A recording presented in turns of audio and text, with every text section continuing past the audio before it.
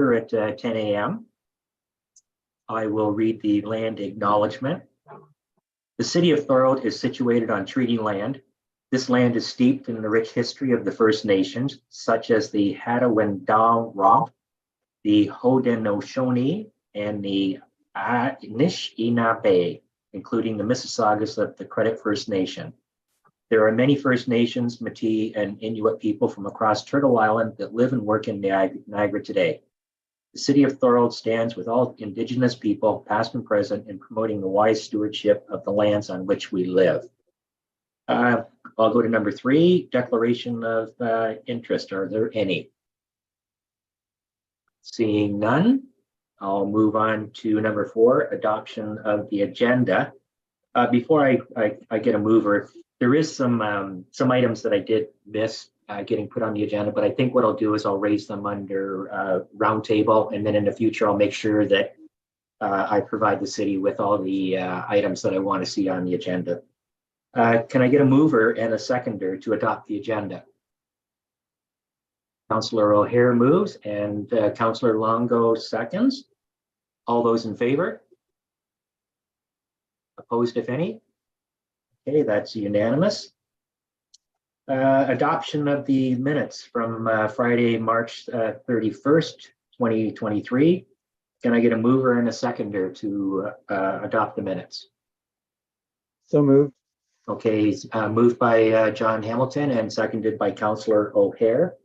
I'll call the question. All those in favor? Opposed, if any? Okay, that's carried, unanimous. Now we're going to go to item number 6. It's a presentation on the municipal class EA study, road extension between Cotmire, Merritt, and Eggeter towpath. Last month, you remember, this is something that's going to be occurring on probably a regular basis until we get caught up with the environmental assessments. But I did mention last month about the DQ road extension, but I've had some people involved with other environmental groups that have reached out to me and pointed this particular capital works project to me and the importance of it. So I thought I'd just bump this up and I can do DQ road next month. So I'll turn the meeting over to Sean Dunsmore, Manager of Engineering, and he'll give us a presentation on the first PIC that was held for this project. Sean? Yeah, I'm gonna try to share my screen, I think. To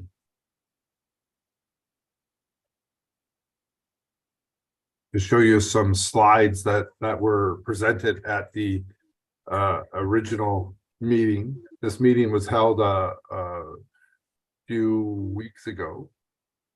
And generally the problem that is starting to develop out there, well, has existed for a long time, but also is developing out there, is that the area out here at Orchard Street, Eggeter Road, Hill Street, and Carl Street, that area over there only has one access for emergency vehicles, and that is Port Robinson Road. And because of this bottleneck on Port Robinson Road and the fact that this land is inside our secondary or our urban area now and is going to be developed and intensified, we're looking for a secondary redundant access for the emergency vehicles in case there's a problem out on Port Robinson Road and a problem on Eggeter Road. That's normal engineering policy, is to have a secondary access like that. So to try to solve this problem, we've come up with a few options. One of the options is to make a connection from what is the existing Merritt Road at Cotmire. Merritt Road, that's where the highway comes off, right at Merritt Road there, and make that connection across the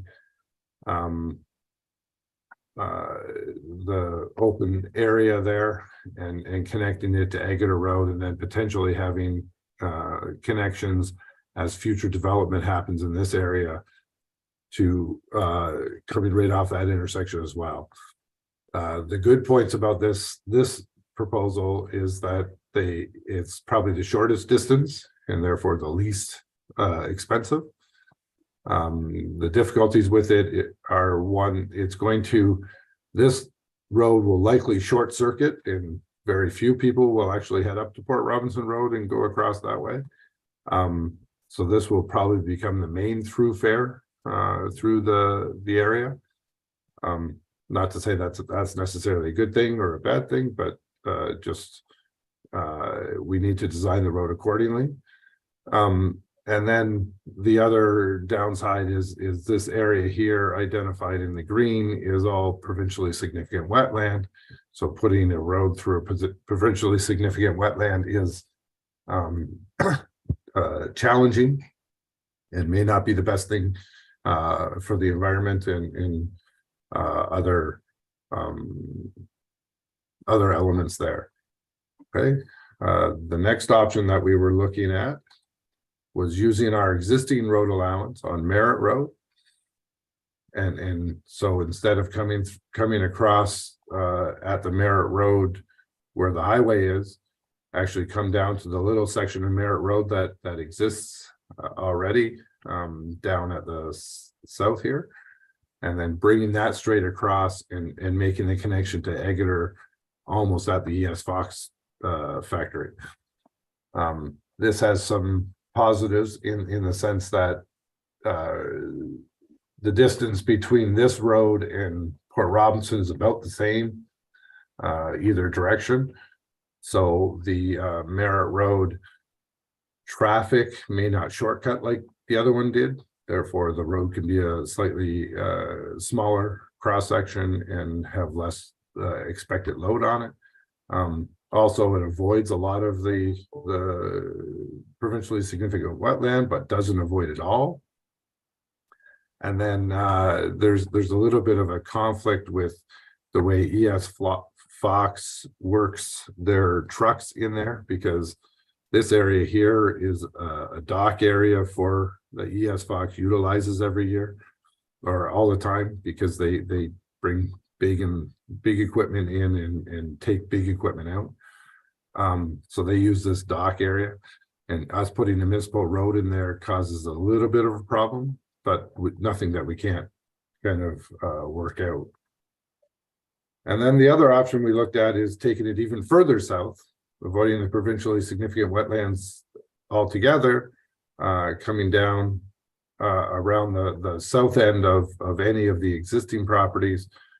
We're going to end up having to take some property from this property here, but bringing that across the bottom. This avoids the provincially significant wetland. It helps us in the sense that the environmental impact is kind of minimized, but doesn't really solve the ES Fox problem. So those were the options we were looking at. The status of it right now is that we've gone and had our first public meeting, and we're in the process of receiving comments as it relates to our thinking on those. We've received some feedback on that, including a letter the other day from somebody over in Pelham with an environmental group. Okay. Okay. Sean, could you forward that letter to the committee? Oh, for sure. Yeah, because I forwarded one to the committee members that came from the Ontario Plant Restoration Alliance, a number of different groups that it is a dated letter and it spells out a lot of concerns. It's from June 28th, 2021, signed by a lot of people involved in numerous environmental groups that are active within the Niagara Peninsula. I hope the committee members did have a chance to read this document, and if I want to open the meeting for comments, if somebody has some questions or comments they want to make. Councillor O'Hare. Yes, thank you, Mr. Chair. Through you to Mr. Dunsmore. First off, I haven't had the time to check out the city website. Are these three options on the city website? I assume they are. Yes, they are. Yeah. That's a matter of fact, that's where I pulled them from. Great, thank you very much. I guess the next question is an easy one for you to answer, maybe a bit harder for me to pose, but do we absolutely need this road? Yes-ish. Certainly the connection, we need that secondary connection. There's a bit of a safety risk as it sits right now. Is that mandated, or is that just our own city engineers determining that? No, that's mandated. That's standard policy or practice of having a secondary access for emergency services. The thing is, it doesn't necessarily have to be there. There are other options. I will say that the other options become more expensive. And I think that's why those three options were presented. But if we really see this as a concern going through this area, we can certainly circle back around and find other options. Yeah, well, I have to say that of the three options, the one that avoids the PSW is certainly the one that I would support. Going straight through it just doesn't make sense to me. Yeah. However, I can understand the issues that the company has. What is it called? Fox? PS Fox? Yeah, so I can understand their access will be hindered or disturbed as it has been in the past, but I'm sure it can be an easy solution to make that area work sufficiently well enough for both groups who want to utilize that road. Yeah, and the one thing I will say about that is that ES Fox is very excited about this secondary access. And it doesn't, and because of that, they're willing to work with us and try to find a solution for that intersection there. Yeah, great. So that third option completely avoids the PSW, does it not? It looks like it. Yeah. Yeah. Okay, great. Thanks very much. Okay, thank you, Councillor O'Hare. Yeah, I just want to reiterate, option one that's just out of the question. I mean, that, when you start putting dollar value over the importance of the environment, you just don't get people agreeing on that particular issue.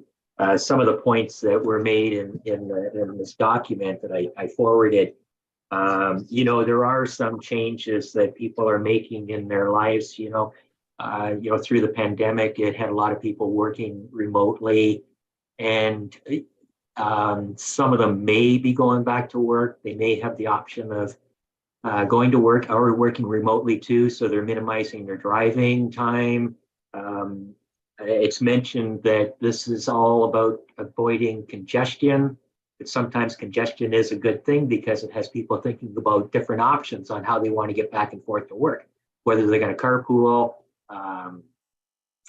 take public transit or whatever. And I understand I agree with what Councillor O'Hare says about ES Fox being much in favor of either option one or option two, because manufacturing facilities are sometimes subject to requiring emergency services, especially EMTs, and that would certainly help them out, that an ambulance could get there a lot quicker than any other alternative. So I can understand their position. Sean, you were going to say something? Yeah, I want to be clear about it. This is not a congestion issue. This is an emergency service issue, and it's not for ES Fox. It's for the residents that are in on Carl Street. Right. And so forth. Yeah, I understand. I was just commenting about what the future growth in that Port Robinson area is going to create as more houses get built. There is a lot going on down there, so I understand the importance. We got a growing population down there, and the safety and well-being of those people do have to be addressed. They can't be left sitting aside. Comments? I think I saw Linda with her hand up. Go ahead. Yeah, I am in favor of option 3, as Councillor O'Hare is, because you just cannot disturb wetlands. Too many wetlands have been disturbed and drained, and we don't want any more wetlands disturbed or drained. They need to be preserved. And so I would favor option 3 if I had to favor it. But if there are other options that avoid that whole area completely, I would be even more in favor of that if it goes across to other land. The other thing is I'm not really in favor of paving more land at all. I understand that you need the emergency access, but you know, there's the Joni Mitchell song, put up a paved paradise and put up a parking lot. And that's basically what roads are just moving parking lots. And so I just would favor option 3 because it avoids the sensitive areas completely. Okay, thank you, Linda. Okay, Sean, go ahead. Can I know we're hearing people's opinions at this point in time, but could I ask a favor? Sure. Everybody visit our website, take a look at all the information, read all the information about it, and please put comments in writing. They'll become part of the environmental assessment report, and we will absolutely include every comment. Okay, thank you. Councillor Longo. Thank you, Chair. Sean, just a quick question for you. What's really changed here? Because Port Robinson West has only had one access in the past. So why all of a sudden is it an emergency issue to have 2 accesses? And I'm not saying that we wouldn't want it, but what's changed this? The fact that this property, this area has been entered, is now in the urban area, and there's intended for intensification on the development. So there will be more people out there. So it changes the probability of there being a double accident, if you will. Okay. Thanks for that. Okay, thank you. Councillor Yeah, Harold. and just one other just a comment, if I could. I obviously think option 3 would be best. The other reason why I think it would be best is it would be less of a throughway, highway. Yeah. It would be a little calmer, I would think, Mhm. because it would only be used by People that live older there. current residents of Port Robinson West rather than the new subdivisions. Okay, good point. Sean, if I could just ask you a question. I've been to the website and I know they had the PIC roughly better than a month ago, and I'm not seeing any comment sheets that have been posted from that particular meeting. Are they coming, or? I believe there was a I believe there's been the sorry, and I apologize, I haven't. I checked this morning and all I'm seeing is just you're a right. blank comment sheet, but I'm not seeing the ones that the residents would have filled out after the meeting. Well, we won't post the ones that they filled out. What we will do is we'll post a summary Okay, of what we heard. okay, good. And I've seen that. It just hasn't made it to the website yet. Okay. We'll certainly put it up there. Okay, good. That's good. Thanks. Councillor O'Hare, you were question? Yes, thank you, Mr. Chair. Just a couple more questions. Sean, I'm just curious, how many people attended that PIC? Good question. I would guess it would be just a guess at this point in time, but it would be 45 to 50. Okay. Wow. All right. I was worried that because of the rural location that the numbers would have been much less than that.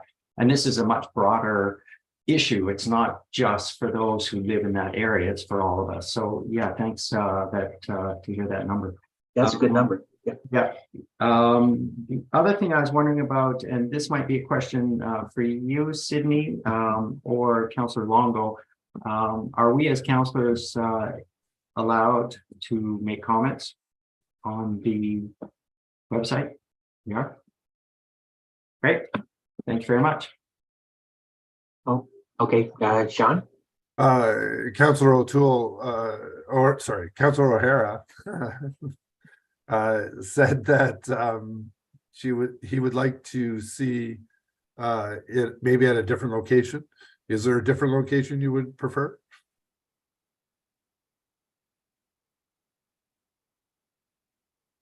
Through you, Mr. Chair. I would love to see the other recommendations as well, if that's an option. You were Certainly. talking about other possibilities. Certainly, we could do that. We can. Yeah, that'd be a good starting point. If you could forward those to me, that would be great. Okay. Thank you.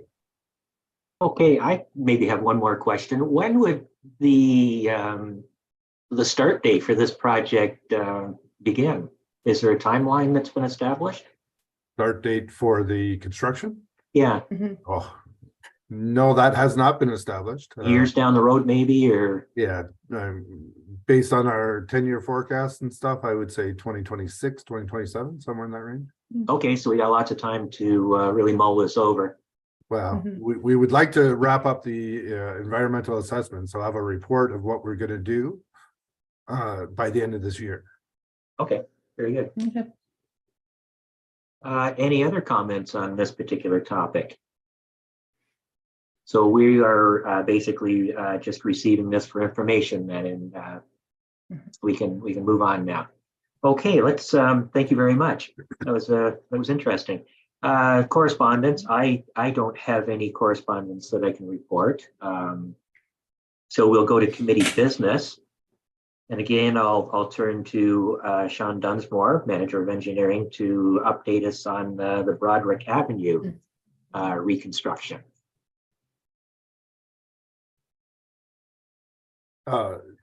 Yes, certainly I can. I had something I wanted to show you on that one too, but it seemed to have closed it.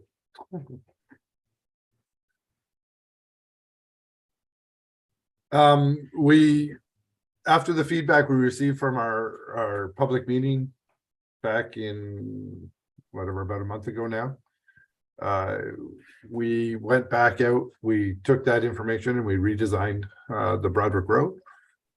Generally, the feedback we received is they want Broderick to be put back the way it is, way it has been for years. So we went out and had another PIC last Thursday to discuss making sure we were very clear about the new proposed cross section, and we received comments from that as well, which is all summarized on our website. And generally what we're landing on at this point in time is this. Can everybody see that? Yeah.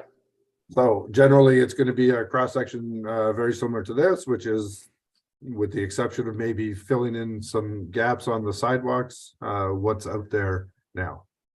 Okay. Okay. Okay, question from Linda.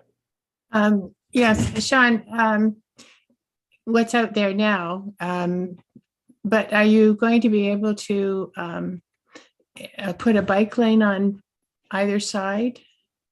Because that's a pretty wide street as it is. The answer is no. Oh, okay. Okay, I've got some comments that I'd like to make. It was a well-attended meeting. You missed a good one, Sean, that's for sure. Councillor O'Hara will attest to that. They made it very clear that they wanted to be listened to. Halfway into it, I think one of the representatives speaking for the street called for a show of hands on what the people wanted to see, and he pointed out that all those that want to see it remain the same. Everybody but one person. I saw one person that didn't raise his hand, and I suspect he's on the comment sheets here. I'm looking at these comment sheets too, and this is what I'd like to see moving forward. You're basically saying that the street's going to remain the same, so the median's going to be retained. And the question, I guess, with the trees, you've got existing trees that are 30 to 35 years old. Is the construction going to work around those, or are they going to be removed and replaced? There is several sections of the median towards the western end that don't have trees. Will trees be planted the full length of the street? I see that comments that are in the comment sheets. Something else that seems to be a common theme amongst the residents was better maintenance on the boulevard. I think that shows up on about 27 of the comments, which I think is a great concern. And I raised at the last meeting that if the grass on the boulevard is a maintenance issue, and that was part of the reasons why, you know, there was the removal of the medians, some of the people are looking at native ground covers that would be planted in boulevards. And I suggested that at our last meeting.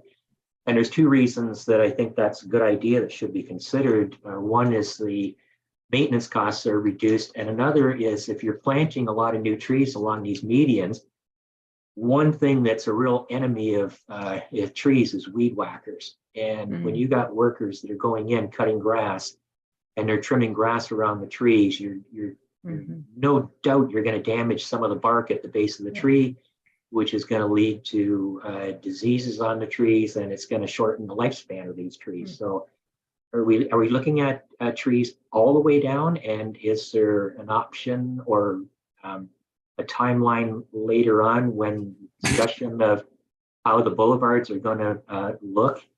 Is that on the table? Through you, Mr. Chair. Normally, we would plant grass and we would plant trees every 15 meters down a boulevard. This is a center median, which is a little different, but we will certainly be every 15 meters. So, and then you also asked about saving the trees that are out there. There are a few that are healthy. I think there's about 4 or 5 that are pretty healthy. We will certainly do our best to work around those. There is a storm sewer going in, so it may be a little difficult, but we will certainly do our best to work around those trees and then plant trees accordingly. There's one at the very end by West Street that is in bad condition, so we will remove that. But normally something like this, we would plant it with grass, and our maintenance for grass on city boulevards is once every about 2 weeks during the summer. So I wouldn't expect this standard to be any higher than that. Okay. Okay, I'm going to go with John. Thank you, Mr. Chair. Sean, what's the antipathy to a bike lane? I noticed there were comments there, no bike lane. Is that all about parking? On-street parking, therefore no bike lane? Through you, Mr. Chair, I would suggest that the reason that the city doesn't want the bike lane is because we went and did a transportation master plan, and it specifically doesn't identify this location as requiring one. We're going to have one out on St. David's Road. It'll be an off-street bike path that connects Front Street to Brock, essentially. So that was our thinking on the lack of need. We did present it at one point in time, and we received that comment. We've received that comment straight across the board that they don't really want one in there. So that's why it's gone away. And as for the residents, why they don't want it, I couldn't give you a decent answer on that, but I suggest it's the only thing I could think is that they don't want, say, tourists, if you will, coming down their road. Yeah, on the comment sheets, there was quite a few that pointed out they didn't want the multi-use trail, or they did not want bike lanes. And the Road Safety Committee got their presentation on Wednesday from Sean, and at no point during the discussion of Broderick Road did the Road Safety Committee raise the bike lane. So I suspect that they were satisfied with the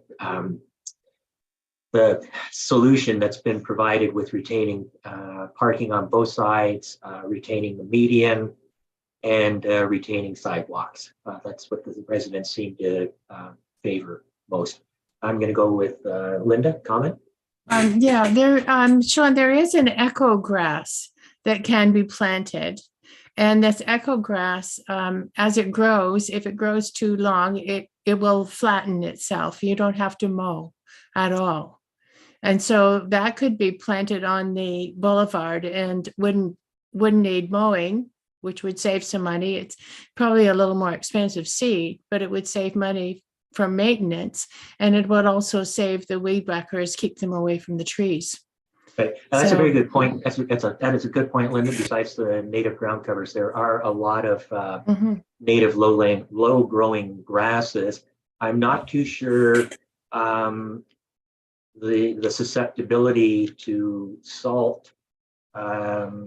You get some of the ground covers can be drought resistant and salt resistant. I think there'd be a little bit of research you'd have to go in to make sure that if you're doing a grass, that it's going to be able to withstand the environment and what it's going to be subjected to over the years. Any other comments, Sean? Yeah, if you guys would like to help us with a little research on that, we would certainly take your advice on that. Yeah, thank you. I was hoping Leslie Daniels would be in attendance at the meeting today. She's the president of the Thorold Garden Club, and perhaps we can tap into their expertise for, some kind of recommendations that can help us out. And also Carrie Royer from the MPCA, I'm sure would probably be able to give us some recommendations on what we could use. Sean? I think Carrie has her hand up. Oh, does she? I don't see her on the screen. Carrie, you're there? Hi, Chair. Thank you. I just was wondering whether or not the city of Thorold was aware of Vineland Research Center in Vineland has an excellent tool for selecting native boulevard trees and native trees for different uses. So whether they're going into a park or a roadside or a boulevard, they have an excellent tool for that. I'm not sure if that's something that you'd utilize, or I'd be happy to share that. They've done a lot of research on these, different things like salt and things like that can impact a tree compaction. And is that something that you typically utilize to select trees for those uses? Through you, Mr. Chair, yes-ish. What we do is we've created a list of native trees ourselves, probably using that tool to help us select ones that would be whatever useful, will survive in these areas, and certainly we use that list, but we can always look and see if there's something else we can use for sure. Okay, very good. Thanks, Gary. Great. That's great to hear. Great. Okay, Councillor O'Hare. Thank you, Mr. Chair. Through you to Sean, has the city hired an arborist to evaluate those trees on the boulevard? I think that would be critical so that we get someone who's a professional looking at the trees. Has that been done? Through you, Mr. Chair, yes, that was done. Great. Okay. And did he do a report? Is there a report there on all the trees? It was kind of a minimal report, but yes. Can you send that to me? For sure. Thank you. Also, we all know of the protection steps that other cities go to ensure that they don't lose mature trees that have been in the ground for so long. And one of the approaches is to put up fencing around the trees. So I'm going to recommend that for any of those trees that we want to save, we also put up that fencing. It does two things. It certainly keeps the machinery away, but it also makes workers aware that it's significant, that we don't want to just roll the dice here and perform the work and hope we do save them. So it takes a long time for those trees to get to that size and a very short time to lose them. So I hope we can take steps to make sure that we do in fact save them. Okay, thank you for those comments, Councillor O'Hare. Sean. Yeah, just a quick one on that. The normal process is for us to install fencing at the drip line of the trees to help protect it as the best we possibly can. Okay. Thank you. Councillor Longo? Thank you, Chair. Sean, just quickly, because a lot of people are asking, so what are the next steps here? Will a report be coming back to council regarding a potential revised design? No, not at this point in time. We're going to design it. We will then have another, I believe we're having another public meeting to finalize, to let everybody see what the actual design ended up looking like. Right now, we've only picked a cross section. There's a lot of details associated with that cross section. We'll have another PIC and then we'll come to council with the decision to move forward with the construction. Okay, and I guess my next question is, what's the timeline on that? We're hoping, our consultant has said that it'll take him about 3 weeks to redesign the structure or the road. And so then 3 weeks and then another week or so to have a PIC and then come back to council. So we're aiming for something in July. Okay, thanks. Thank you. Any other questions? Linda? Sean, you've been talking about planting trees on the center of the boulevard, but I've noticed that on that street, there are many houses without any trees along on the city property that they mow the city property that's along the street, the road allowance. And I was wondering if the city was considering planting trees on either side of that street on public property for in front of houses, in front of homes that don't have any. Yeah, through you, Mr. Chair, absolutely. Well, Great. again, the standard for the city is every 15 meters, Mhm. which essentially works out to one property, maybe 1.5 or 2 on one property on occasion. But yeah, it's every 15 meters, and we will certainly put it on both sides of the road as well as down the middle. Okay, very good. Any other questions or comments? Okay, seeing none, then this is received as information. If I could just probably talk to Sydney on this. Can we have Sean do the DeQ Road extension presentation at our next meeting? Sure. I know they've had a PIC for that. Like I said, this type of information session that we're getting with you, I know there's been PICs that have already been done. I'd just like to get us all caught up so we understand exactly what's going on with some of the projects, and we can, let people know that we're involved and we're offering our opinions and we're becoming engaged with the community. So Yeah, I can attend for sure. Okay, thank you. I appreciate you taking your time for this. No problem. Okay, so let's go on to 8.2 Boulevard planting. This was something that I was looking at possibly long term. It's more or less changing some language in a bylaw that Leslie Daniels had raised this originally in one of our first meetings about an area of Thorold where there's a lot of boulevards planted and it's not in a legal or a compliant situation. So this is something that we can just move forward on. I was hoping that she would be here, that we could get into some discussion and get some clarification on if she wants to take that project on. So that'll be long term.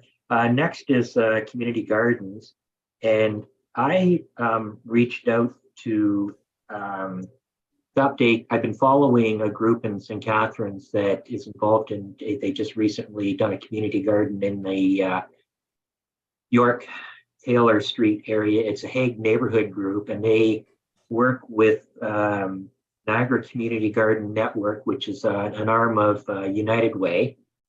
And in conjunction with working with the city of St. Catharines, they have provided, they created a leasing agreement, and Niagara Garden Network helps assist in setting up these community gardens. There's funding provided by the city. So I'm looking at possibly trying something in Thorold with this. So I've reached out to Erin Racing, and she is the project coordinator. I met with her. We went over a PowerPoint presentation that she has. I've asked her if she can make herself, she's very busy right now, obviously. This is the planting season for the market. So I've asked if she can be available to speak at our July meeting.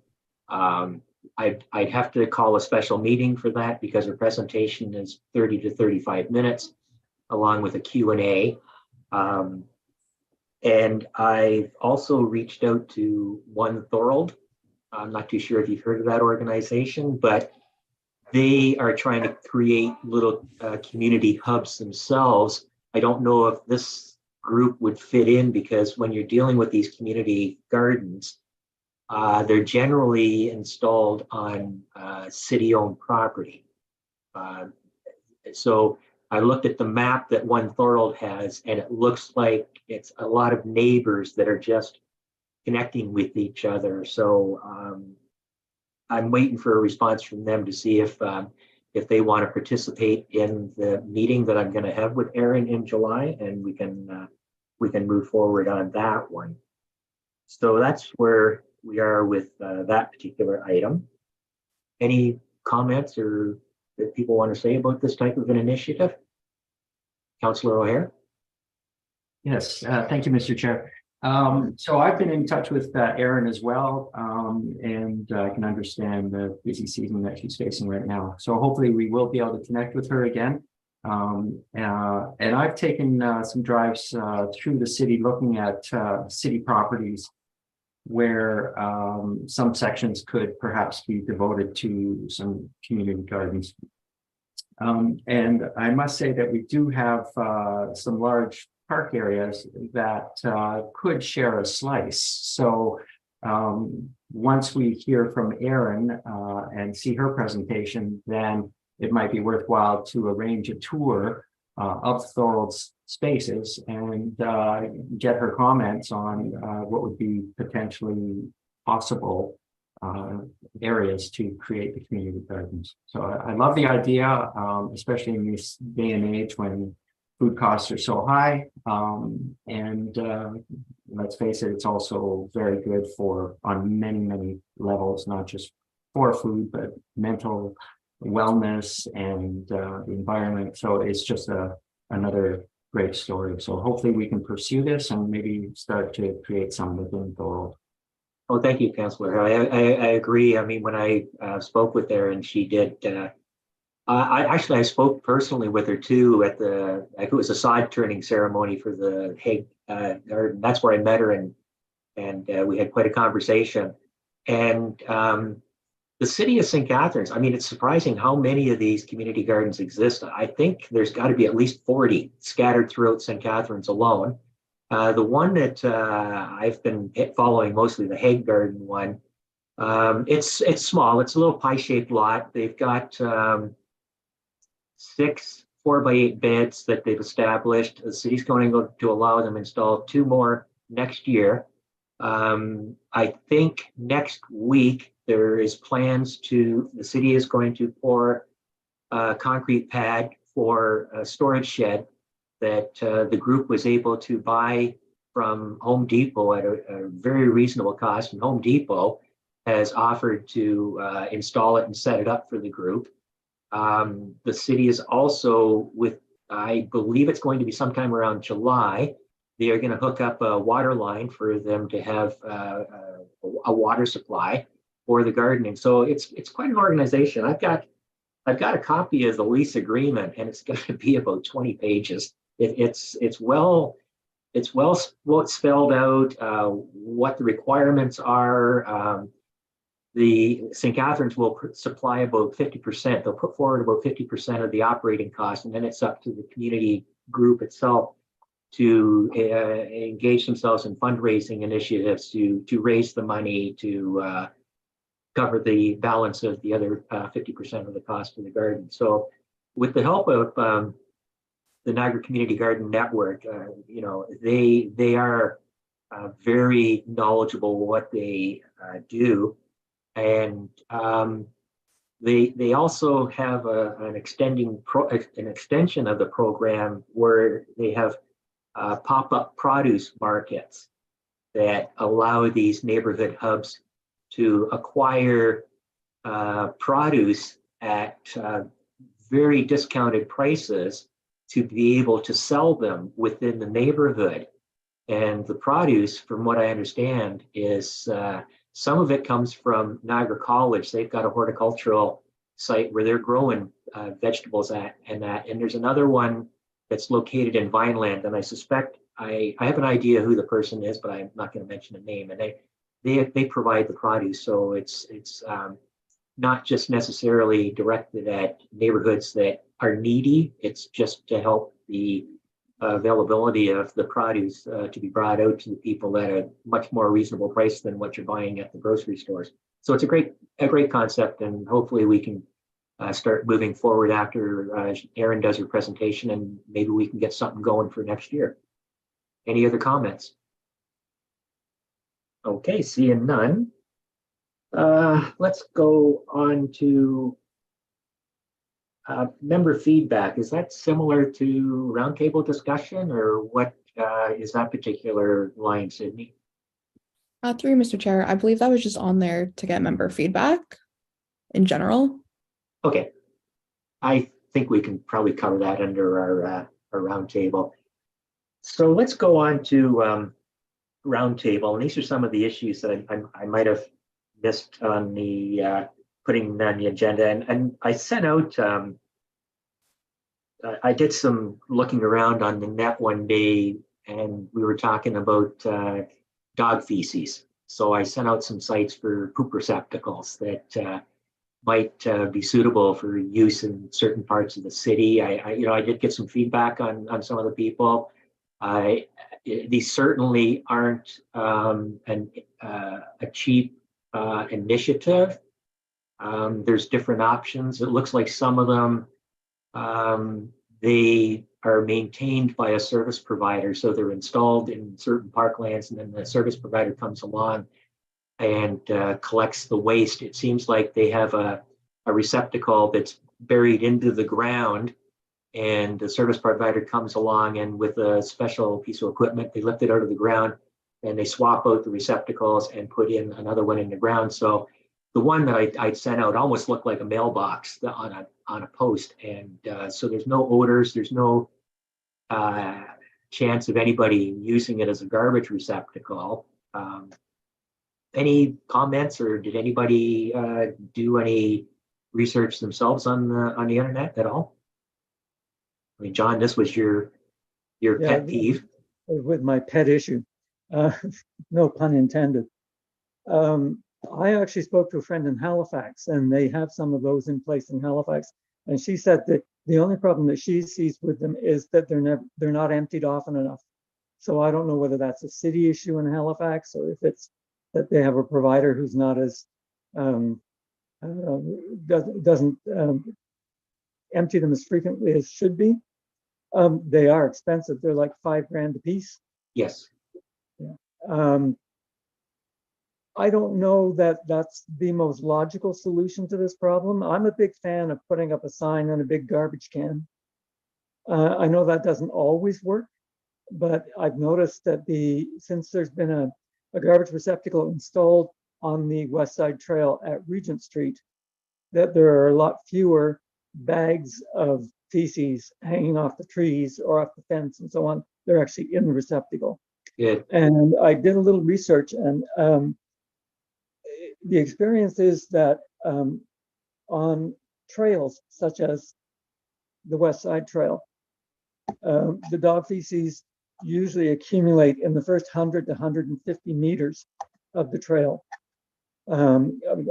away from an entrance, is what I'm trying to say. So Right. People get on the trail, and within the first 100 to 150 meters, that's where their dogs do the business. And because the trail is an issue for me because I spend a lot of time there. And there are always mounds of dog feces all along there. And recently I was there and people were telling me to avoid the poo because someone had stepped in it. So it's a problem still. So I don't know that those receptacles, those dog-shaped mailbox things are the solution. But certainly having available a receptacle where people can actually dispose of it will encourage more people than not, I hope, to dispose of it properly rather than just letting their dog. Yeah, point taken. I mean, when I started doing some reading, it was amazing the discoveries that they found in some of the parks where, I mean, the dogs are quite often allowed to randomly do their business wherever they want. And through some soil sampling, the testing, it was incredible some of the bacteria that was existing on the surface of the ground. And you've got, you know, kids that are playing, they could be rolling around in the ground and that. So I think it from a, you know, a health issue and an environmental as well. It's something that we really should, I think, start looking into, you know, expand the options that we may be looking at. Sometimes if you're talking about a large receptacle, you got to make sure that it's got an opening that's only big enough for a poop bag to go into. I noticed years ago, you used to see the garbage receptacles on Front Street and people would be dropping off garbage bags and stacking them at the side of the garbage receptacles. There's a garbage can at the Lock 7 information center, and I see a girl regularly that lives down the street. She exits her apartment, throws a garbage bag in the back of the car, drives down to the viewing center and leaves the garbage at the side of the garbage can that's at the viewing center. So this seems to be a problem when you have the large receptacles out. And how do you get around that, John? Yeah, with respect to the receptacle at Regent Street, which is the one I'm familiar with, I had a conflict on Earth Day, so I wasn't able to participate in the litter pickup. So I did make a trip on the Friday before down to the trail with my grabber and a garbage bag. And within probably 50 meters, I had filled the garbage bag with all kinds of detritus and stuff. And I put that garbage bag of litter into the garbage can. So when city staff came along to empty the garbage can, they would have found the garbage bag in there full of crap, but it was crap that I had picked up off the trail. It wasn't my household stuff. Yeah, I know. It's, you know, I guess like you say, it's education, signage. You know, some people, they are the way they are. You know, like the Earth Day cleanup, you know, you get people volunteering to clean up garbage, and this garbage that they're cleaning up, most of it is just left by people that are lazy and they're disrespectful of the environment. And the next day after you've done all your cleanup, those same people are dropping their Tim Horton cups and, you know, their nacho trays from 7-Eleven. I pick them up in my own yard constantly. Okay, any other comments? Do we want to just, John, would you like to take on maybe just a little bit of responsibility of doing a little more research on this and keeping us up to date? I will. Okay, thank you. Thank you. It's something that we should really look into, and our parks are an important place for people to gather, and you know, like signage and education is, I guess, a starting point, and hopefully we can get people on board that they're going to keep our parks clean. Moving on, the next item I want to talk about is I had Liz Benian. She's the chair of the Biodiversity and Climate Action Niagara. She reached out to me. It was inadvertently through a email chain of different topics that were going on, environment issues, and I had signed off that I was the chair of the ECCBAC. So she reached out to me and was interested in introducing herself to our committee. She represents a lot of groups within the Niagara Peninsula. So I met with her and sat and talked. She was the one who brought up their road project. And she wanted to talk about creating a healthy urban forest. And this is all about tree planting. So I sat down with her and we went over her PowerPoint presentation. It's about a 35, 40-minute presentation, very good. You know, I said I'd like to have her attend a meeting, so I'd be setting up a special meeting for her. 15, 20-minute PowerPoint presentation or a Q&A after the meeting. I do believe that I send the presentation to you, Councillor O'Hare, the slides. Did you? You're on mute.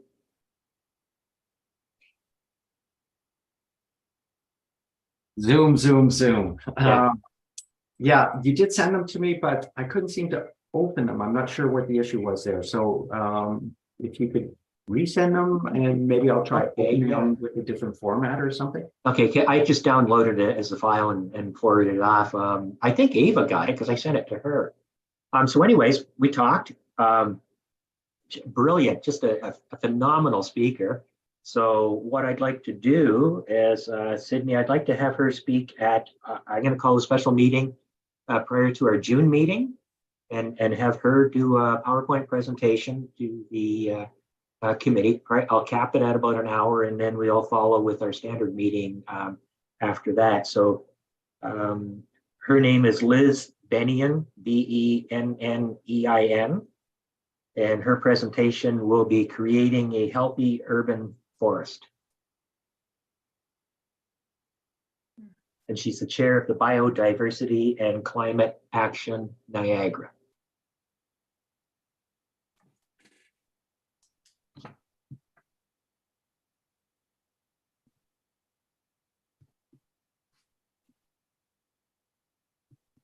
Okay, thank you.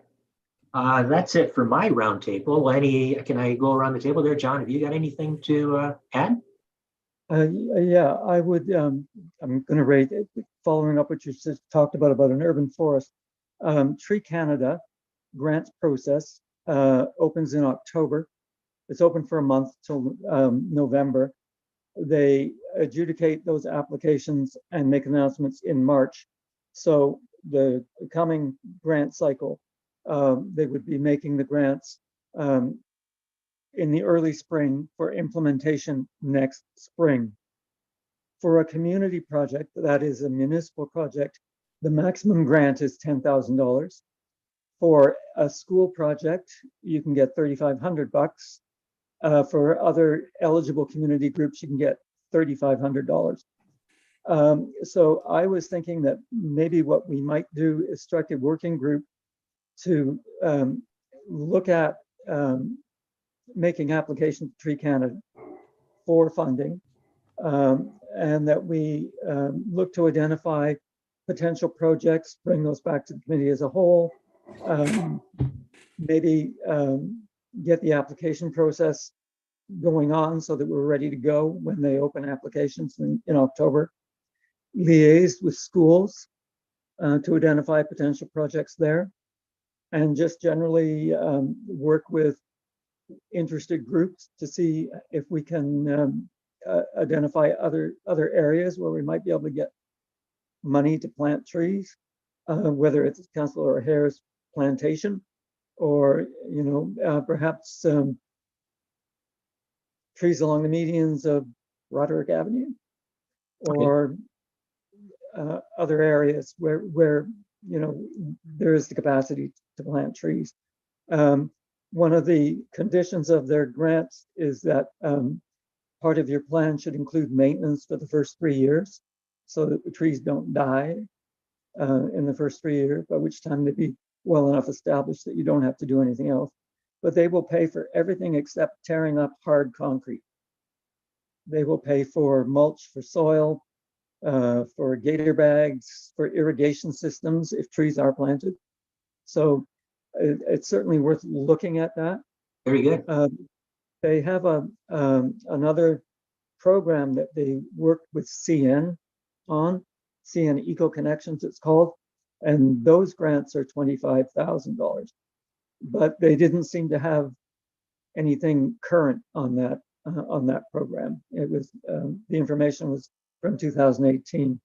But certainly, you know, if we can get 10 grand, that's a few trees. Very good. Okay. You'll keep us posted on this? Well, I would ask that perhaps we form a small working group that can carry this forward, look at what the options are. Okay. I mean, I'm happy to participate. I just don't want to be running around Yeah. telling.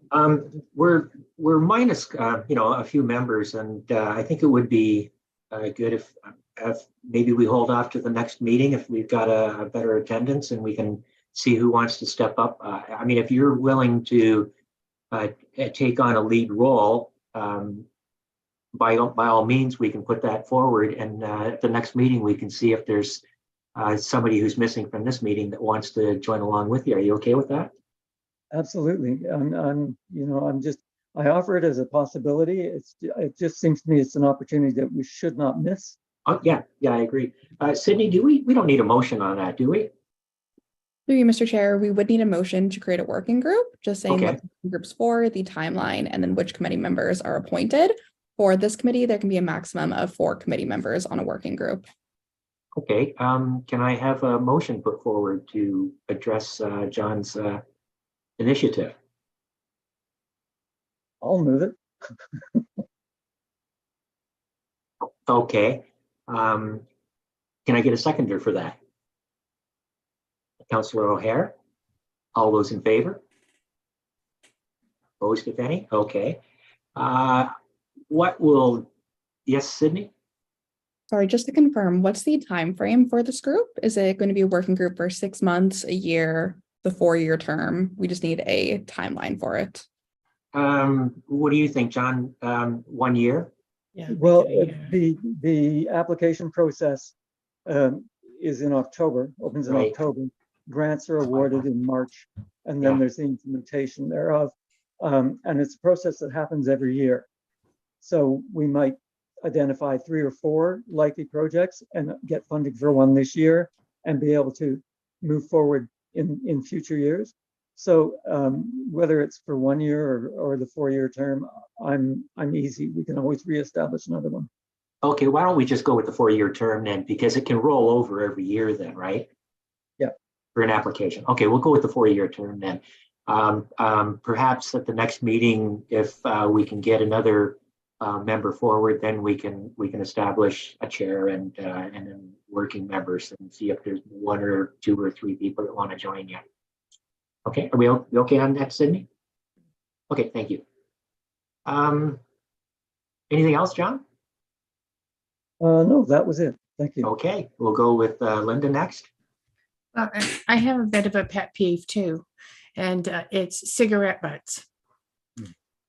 They're just everywhere, and I don't know what we can do about having people, if you want to crush them on the ground, put them out, but pick them up and put them in your pocket and take them home and destroy. It's just maybe an article or 2 in the. I don't know, but I don't think our whole earth needs to be littered with cigarette butts. It's got to be, it's got to be poisonous. They're full of nicotine and stuff like that, and it's got to be poisonous to the land. There's London, Ontario. Just recently, they have I think it's pretty close to Earth Day.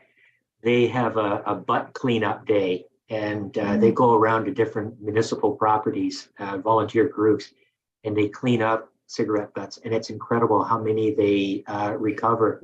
And some of them, you've got the Thames River that cuts through London, and there's a lot of parkland, and there's cigarette butts that are near the water that end up in the water, and there are toxins that are related to cigarette butts and in relation to soil and water contamination. So yeah, you're right. I don't know what we can do about it, but well, it's just something to think about. Yeah. Okay. John, And you got, the other thing I had is about do we have a dog park? A dog leash-free dog park? Sean can answer that, I think. We're working on it, Okay, where's it located? just off of Beaver Dams.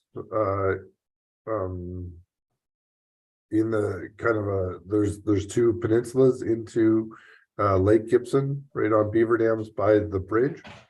So west of DeQ Road. Okay, thank you. Okay. John, did you have your hand up to say something? I was just going to say, with reference to cigarette butts, not only do they contain toxins, they're made from cellulose acetate, which breaks down in water into microplastics. So it's another issue about microplastics in our water course. And Right. one of the things that I know as a smoker of many years is that smokers have a habit of flicking their cigarette butts into the storm sewers. Mhm, So the place they're going to end up is Lake Ontario, and they'll be in your drinking water. Yes. mhm. I haven't done it. I swear to God, I haven't done it in at least 35 years. But I noticed that lots of other people do. Yes, okay. Thank you. Councillor Longo, have you got anything that you might want to add for the roundtable? Yes, thank you, Chair. I just want to briefly give a council update. Last council meeting, we brought a motion forward as we had discussed at this committee. I moved it, Councillor O'Hare seconded it. And basically what it's going to ask staff to do in the future is anytime they bring a report, such as this Merritt Street extension, at that point, somebody like Sean Dunsmore would, in that report, include any environmental considerations that council should be aware of. So if there were 3 different options, then one of the options would talk about anything that would relate to the environment and how it could impact us moving forward. So we'll see how this goes. It's going to be new for council, new for staff, but I think it's a step in the right direction. Okay, thank you. Mhm. Councillor O'Hare. Yes, thank you, Mr. Chair. 2 things. One's just an aside. That was Councillor Sentence on the phone when we were in the meeting. And he just wanted to mention to you that he received your email and that he'll be sending some information about his tree planting ideas shortly. So that's that issue. The second one is I'd like to put a motion on the floor to create a working group as well. That is going to focus on my idea of the 10,000 trees for Thorold project, the long-term project. But I'd really like to get it started and perhaps at the next meeting, just like John's, we'll have enough members who will want to get their toes wet and jump into a working group. So probably also a 4-year term. This will be an ongoing year-long project. Sure. Okay.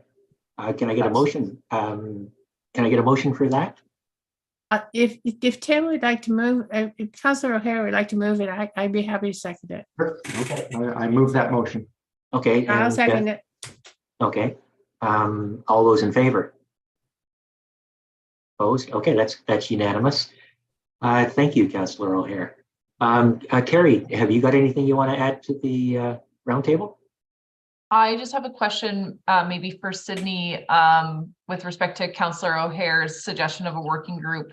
I'm just wondering whether it would be agreeable with the terms of reference to have a different NPCA staff part of that working group, or whether they would have to be, if it would have to be me as the representative on I think that it would be really helpful to have the staff member who's coordinating our Trees for All program as part of that working group. And I just didn't know if that's allowed with the terms of reference. For you, Mr. Chair, I will confirm that with Matthew and then I will get back to you. I believe we're allowed to, in the case of using another NPCA person, we're using them as a resource. And I think I've read that in our older terms of reference that no longer exist. They've been modified, but I'm sure that Matthew will have an answer. Sydney?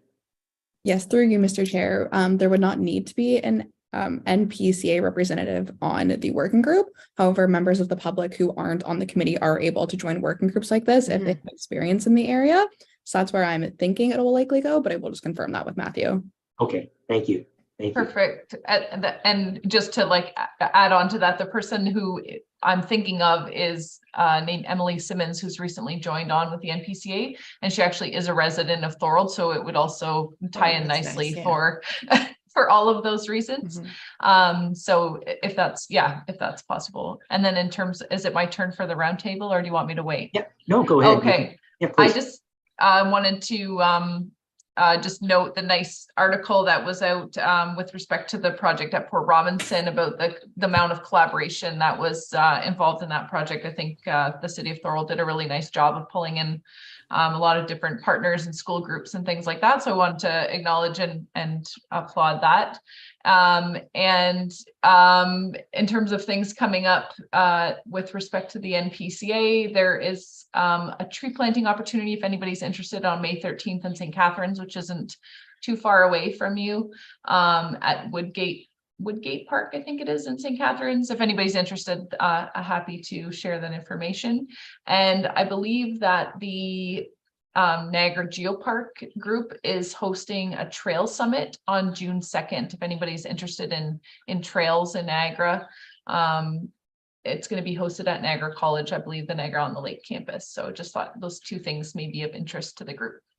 Okay, thank you very much. Did you have anything you wanted to add, Sean?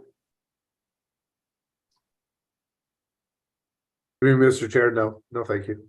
Okay, I did miss a couple of things that I wanted to ask, so I'll ask them now. One of them is I'll direct it to Sean. The environmental assessments, the ones we see are municipal or capital works projects that require an environmental assessment.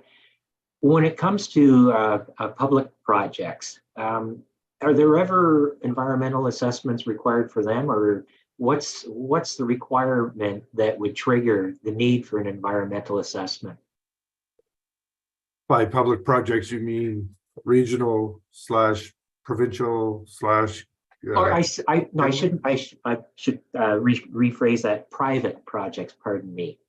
Private projects, they actually run through a slightly different process.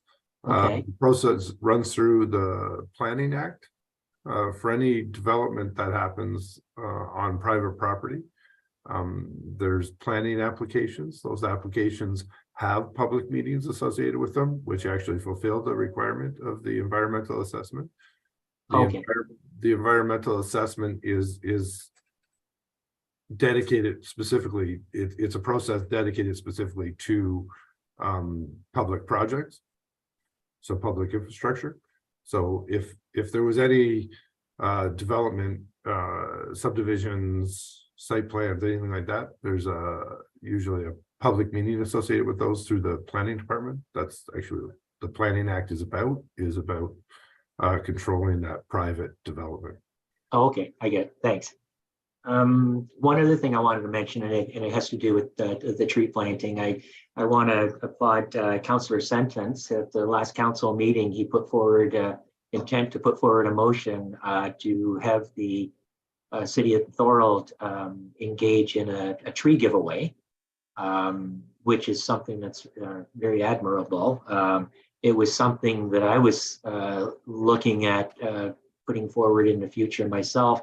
What I've recently done, and a meeting has been set up for May 15th. It's going to involve the executive of the ECCBAC and the executive from the CAEC, Community Events Committee, along with council reps and staff liaison.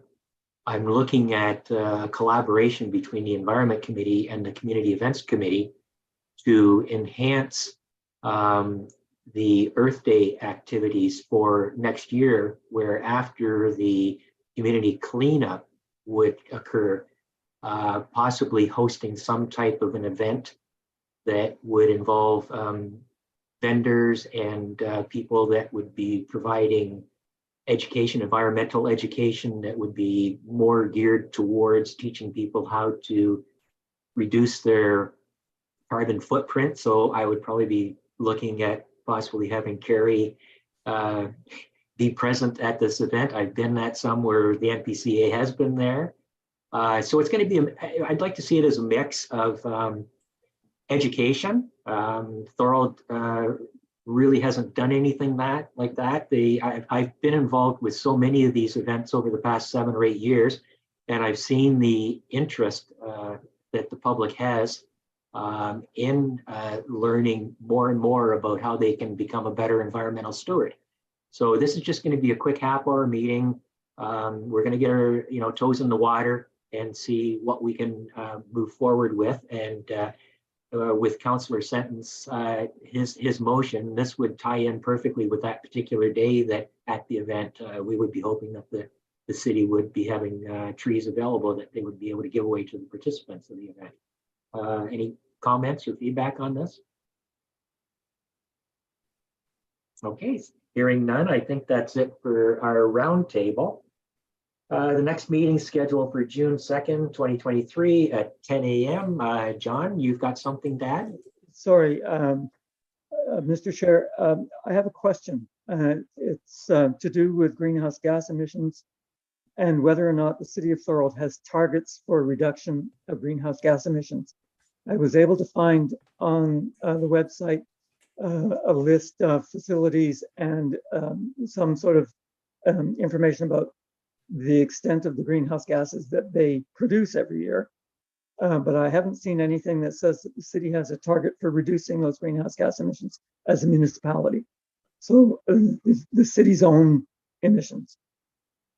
Sean, would you know of any policy that the city has regarding what their actions are or initiatives that they're going to be introducing to address that problem?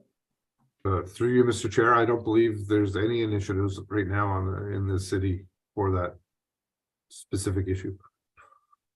So just to follow up, are there any targets for reductions like 2030 or 2035? Through you, Mr. Chair, I don't believe so. Okay, Councillor O'Hare. Yes, thank you, Mr. Chair. Through you, council did pass recently, I think probably 3 meetings ago, a motion to join with a group, and I can't remember, Councillor Longo, I don't know, do you remember the name of that group? I have it in my notes, but I can't give it to you off the tip of my tongue. And what they are, it's a partnership whereby they'll be providing us with tools to identify areas of reducing our own greenhouse gases. And I actually will be involved or the council representative for that. So once we get started, I can report back and let you know. But the goal is certainly to reduce our greenhouse gas emissions and create a long-term plan, so we're doing an even better job all the time. So I can only say once we do meet, and I would imagine it will be coming sometime before the summer, I hope, then I can report back at a future meeting. Okay, thank you very much. I do recall that presentation at the council meeting. Yes. Okay. If that's it for our roundtable discussion, I've already mentioned our next meeting. There being no further business, this meeting's adjourned. Thank you very much. It was a well thought out meeting. Kept very short, only 1 hour and 20 minutes, and we covered a lot of topics. Thank you. Thank you. Everyone.